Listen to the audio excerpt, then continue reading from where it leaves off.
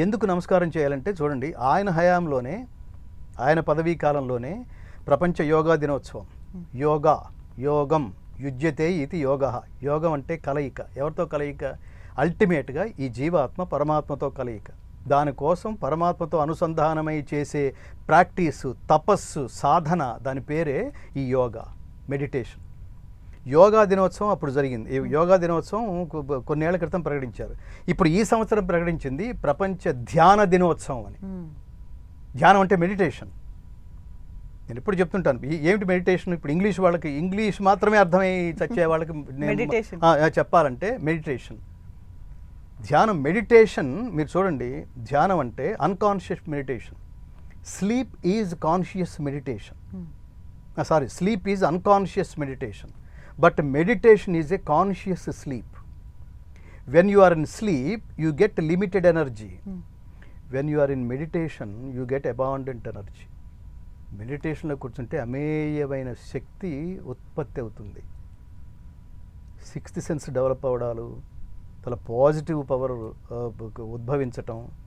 మనిషి దేనికి పుట్టాడు, మన జన్మకి కారణం ఏమిటి, పోయిన తర్వాత పోయే ముందు ఇది ఆలోచిస్తే ఉపయోగం ఉంది.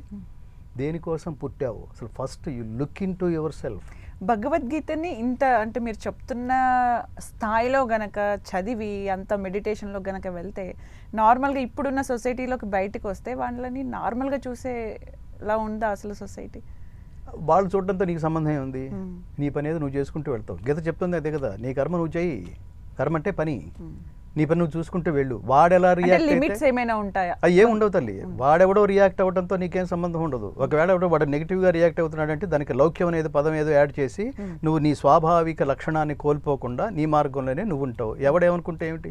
నేను అమెరికా వెళ్ళాను, చాలా ఫ్రీక్వెంట్గా వెళ్ళే ట్రిప్స్లో ఒక చోట ఒక ఆయన సాక్రమెంటో అనే ప్లేస్లో ఒక ఆయన ఫ్యామిలీతో వచ్చి కూర్చున్నాడు. భగవద్గీత గురువు గారు వచ్చారంటే కూర్చుని వాళ్ళ పిల్లల్ని పరిచయం చేస్తున్నాడు. 2 బంగారు తల్లులు, 2 ఆడపిల్లలు. ఆయన గుండు కొట్టించుకుని విభూది రేఖలు పెట్టుకుని కూర్చున్నాడు. వీళ్ళు ఏదైనా వెకేషన్స్కి ఎక్కడో అమలాపురం నుంచి వచ్చారేమో వీళ్ళు అనుకుని మీరేం చేస్తుంటారు స్వామి అంటే సాఫ్ట్వేర్ ఇంజనీర్ అన్నాడు ఆయన.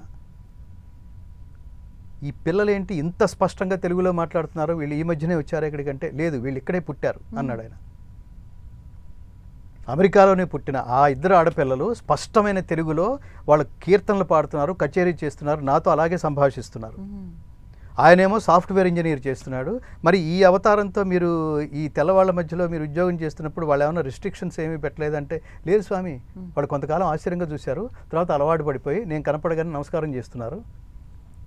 ఇప్పుడు చెప్పండి, మీరు సన్మార్గంలో ధర్మ మార్గంలో వెడుతున్నప్పుడు ఎవడో మిమ్మల్ని అడ్డుకోడు. ఎవడో చరిత్రలో దరిద్రపు వెధవులు ఉంటారు చూడండి. ఔరంగజేబు, ఇప్పుడు ఈ మధ్యన చావా సినిమా వచ్చింది, ఔరంగజేబు అనేవాడు ఏం చేశాడు చెప్పండి. నాకు తెలిసి ఆ జాతి అంశ ఇంకా భారతదేశంలో ఇంకా ఉందా అనిపిస్తుంటుంది.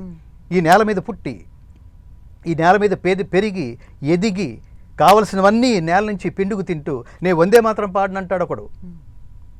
వీళ్ళని మాతృద్రోహులు అంటాం. వాడు ఇక్కడే పుట్టాడు కానీ ఈ దేశాన్ని గౌరవించడు. ఇది ఒక జాతి. వాడు ఏ మతం వాడైనా.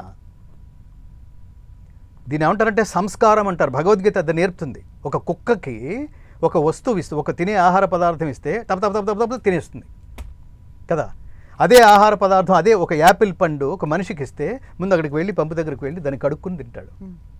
దీన్ని కడుక్కుని తినే ప్రక్రియను ఏమంటాం? సంస్కరించుకోవడం అంటాం కదా. శుభ్రపరచుకొని సంస్కరించుకోవటం.